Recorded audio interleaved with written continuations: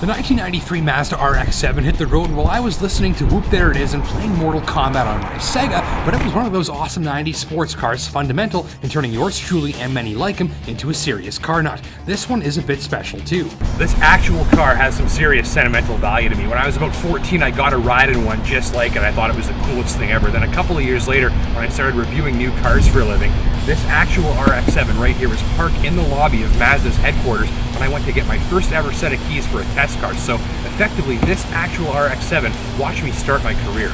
RX-7 was an incredibly important car for the Mazda brand, which paved the way for a whole new breed of modern sports cars like the Mazda Speed 3 and MX-5. Many folks race their Mazdas on weekends, proof that the brand prides themselves on building some of the most affordable sports cars on the road. But the RX-7 was never one of those affordable cars. New, this thing cost 47 grand.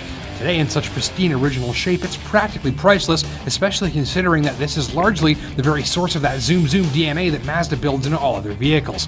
This so-called FD generation of the RX-7 brought performance at Mazda to a whole new level thanks to a supercomputer designed suspension, 4-wheel ABS brakes, a 5-speed manual transmission, perfect 50-50 weight distribution, and rear-wheel drive. Even more importantly, it had one of the first sequential twin-turbo setups in existence. And that sequential twin-turbo setup is actually fundamental for the responsive experience that made the RX-7 such a driver's car. What it has is a small turbocharger that's always working at lower RPMs to give you that instantaneous and almost lag-free throttle response. Then, it pre-spools a second larger turbocharger when you put your foot down so that when it kicks in at 4,500 RPM, it's already right up to speed.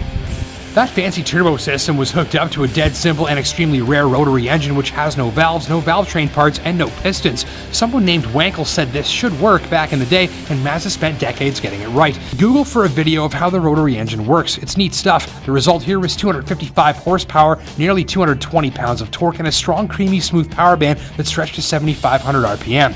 Twin turbo meant 2 bursts of power as the revs climbed too. The compact lightweight engine was mounted behind the front axle, helping generate handling that was instant, direct, and surprisingly heavy and locked on despite the size of the car. I couldn't bring myself to drive this classy old girl hard, but even driven modestly, you can feel its capabilities. And despite the complicated engineering that makes it all come together, this was a car elegant in its simplicity. It had a gorgeous body, and not because of any flashy chrome or spoilers or add-ons. No, the RX-7 was a machine that was beautiful simply for its shape. Inside, the simplicity carries on. The console curves towards the driver, everything is black, and there's an 8,000 RPM tachometer in the center where it belongs. There isn't even a cup holder because there's an exhaust overheat warning light instead. If I've ever felt more like I was in a cockpit, I can't remember it. There were no hands-free phone systems in the 90s, so I had to invent my own. There were, however, cassette decks. Camera guy James even recalled his 90s too, with a front-facing grunge mullet. Hell, the RX-7 is so 90s, it even has pop-up lights and a power antenna. But despite the cool factor, the RX-7 had virtually no onboard storage for your things and virtually no trunk. You wear this car more than you drive it. In fact, I hardly fit into it, so I could sort of see why it was eventually replaced by this, the Mazda RX-8.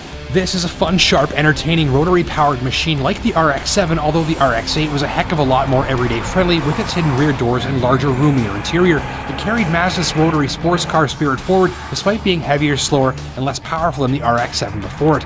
But even if it wasn't practical, RX-7 was that sort of machine that ignited that spark in the brains of young car fanatics and hooked them for life. With no distractions from modern-day gadgets and safety gears, engineers could focus purely on the driving experience, and this was a car from an era where focusing on that driving experience was a very big deal.